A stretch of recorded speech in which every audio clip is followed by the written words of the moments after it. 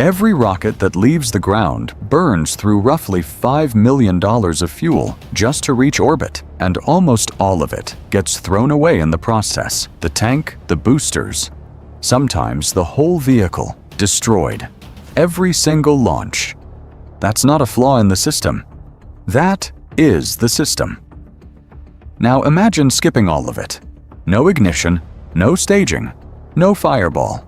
Just a cable stretching from the ocean to space, and a vehicle that climbs it like a train climbs a track. That idea used to belong to science fiction. Not anymore. A Japanese construction company that once built Tokyo's tallest tower now has blueprints for a structure 96,000 kilometers long. A cable to space, anchored to a floating port, with a target date before the middle of the century. This is how they say they'll build it. The pitch is simple. A space elevator runs on electricity, not combustion. Nothing about it needs to be single use. The same climber that goes up today can go up again tomorrow. There's no exhaust, no explosive risk on the pad, no multi-million-dollar hardware sacrificed to physics every time you want to send something to orbit. But the entire concept lives or dies on one material. A cable strong enough to hold its own weight across tens of thousands of kilometers, light enough to be practical, and durable enough to survive decades of radiation, storms, and orbital debris. That material didn't exist 20 years ago. It barely exists now. Researchers at Shizuoka University are testing candidate fiber samples on the International Space Station at this very moment, because the only way to know if a material survives space long-term is to put it in space and wait. Everything else in this plan, the port, the climbers, the station, is engineering we already know how to do. The cable is the gamble. So let's start with the part that's easiest to believe, the base. The project starts nowhere near space. It starts in a shipyard. Workers plasma-cut steel plate 40 millimeters thick, curved to the precise radius needed for a ring-shaped floating platform 400 meters across. That ring is built from 24 sealed compartments, each one welded shut before the crew moves to the next, and each one flood-tested before it's allowed to leave the yard. On a structure like this, a single leak isn't a repair job. It's the difference between a working port and a sunken one. Section by section, the ring takes shape. Every joint has to line up within 2 millimeters, and where the base sections meet below the waterline, welders work underwater to seal joints that need to hold for 100 years without maintenance. Inside the hull, ring frames are installed every 2 meters, because if this structure can flex, the point where the cable eventually attaches will fail, and everything above it goes with it. Concrete ballast, tens of thousands of tons of it, gets poured into the lowest compartments just to keep the whole ring from tipping in open water. Walk through the finished hull, and it feels less like a boat and more like a submarine, because functionally, that's what it is. A sealed vessel engineered to sit in the equatorial Pacific for a century.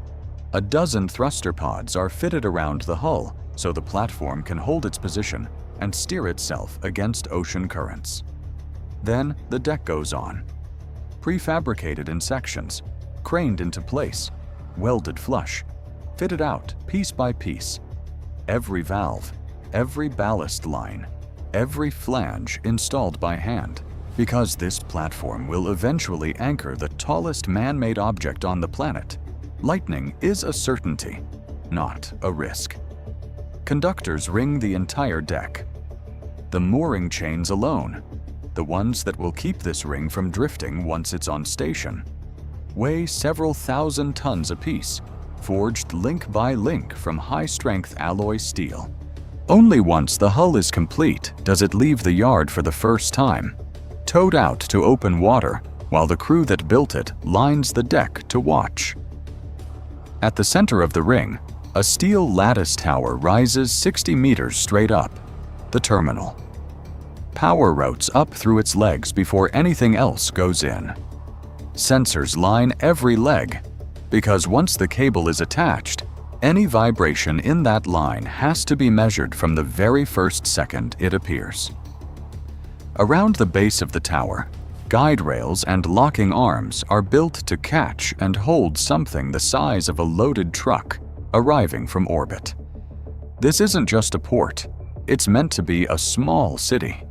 Desalination, power generation, sewage treatment, all installed in parallel. 6 generator sets go in below deck because a port like this is not allowed to lose power, ever. A laser transmitter dish is mounted on deck, the device that will eventually beam power up the cable itself. Around the base of the tower, a seal is fitted to keep storm surge out of the one opening built for the cable to pass through. When the platform finally reaches its station in the equatorial Pacific, the thrusters fire to hold position, the mooring chains go taut, and the crew simply watches the gauges. The Earth port exists. Now it needs something to hold. The cable itself doesn't start as cable. It starts as gas inside a reactor. Chemical vapor deposition reactors grow carbon nanotube fiber one atomic layer at a time, spinning out a continuous thread that gets wound onto collection drums. Every meter has to be uniform and defect-free, or the batch is scrapped and the process restarts.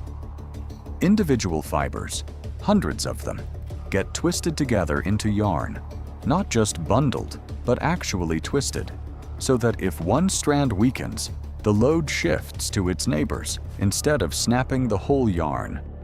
Those yarns are then bonded into ribbon, pressed through heated rollers that fuse a polymer matrix through the fiber. Then comes the coating, a protective layer applied to every surface of the ribbon, because without it, orbital radiation breaks down the carbon bonds within months. Every section gets checked under an electron microscope, because a single gap in that coating is a gap in the ribbon's entire defense against space. The very first cable to fly is deceptively small, about 20 tons of ribbon, weighing less than a delivery truck, expected to eventually bear more tension than any structure ever built. It's wound onto spools under carefully controlled tension. One kink at this stage, and that whole section fails the moment it's deployed. Each spool goes into a sealed, nitrogen-filled canister because oxygen degrades the fiber, and from here forward, the ribbon never touches open air again until it's anchored at sea.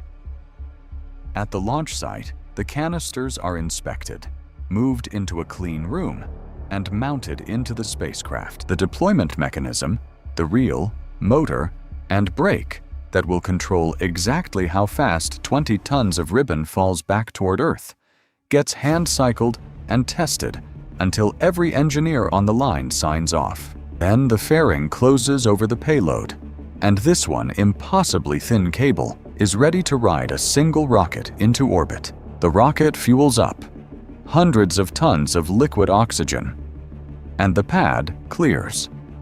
Ignition. The seed of a 100,000-kilometer structure lifts off on a column of fire, headed first for geostationary orbit. Once separated, the spacecraft orients itself above 36,000 kilometers of open space and starts unspooling. Ribbon feeds downward toward Earth and upward toward a future counterweight at the same time.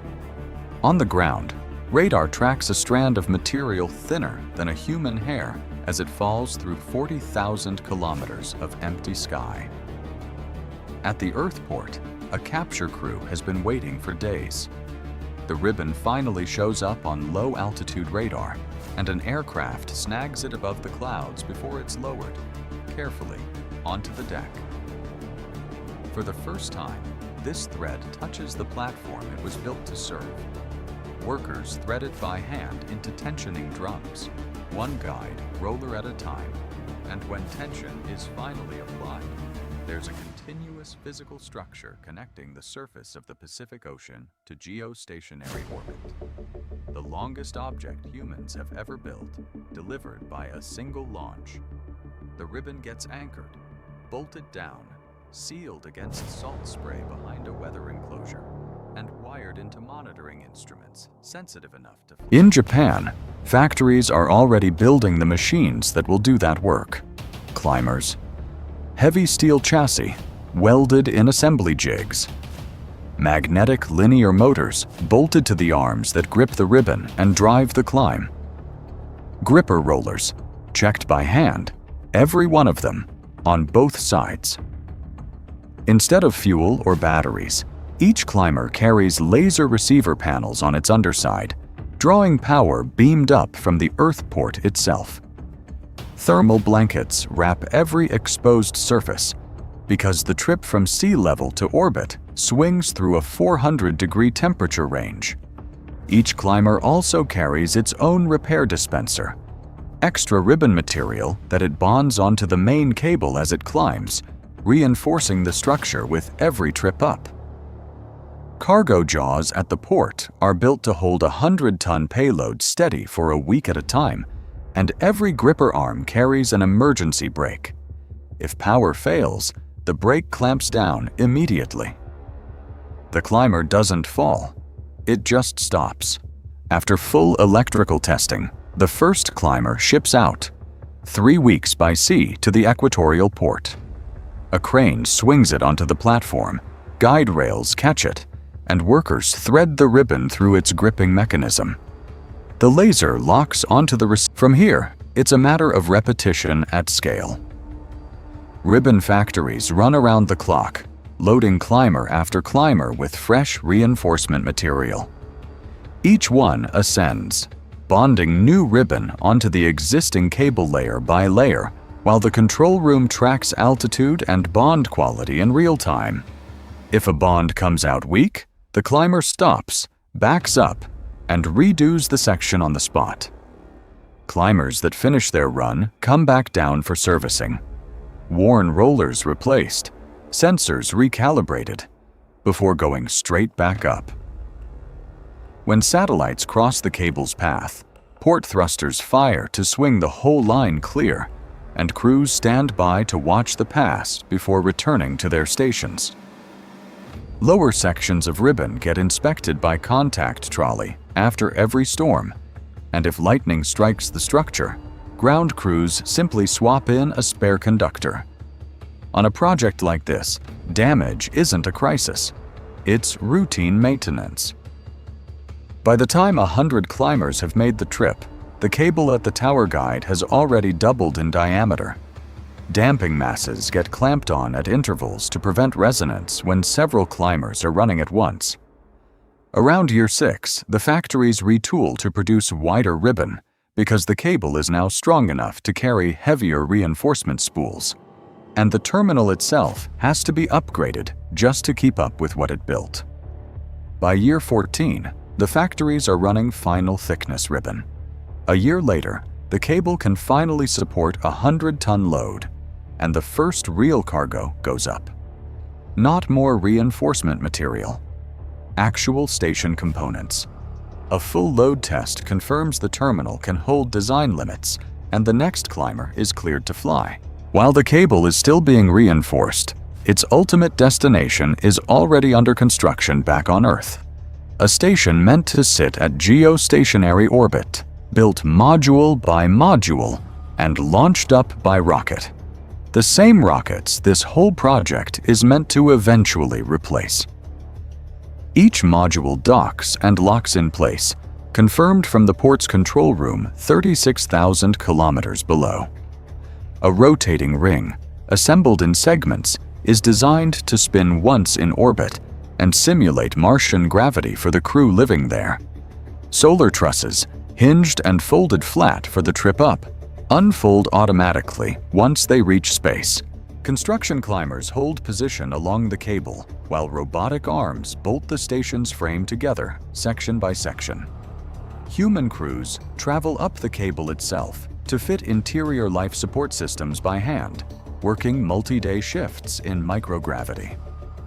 Guide bearings are installed at every level so the main cable can pass cleanly through the station without ever touching the structure around it.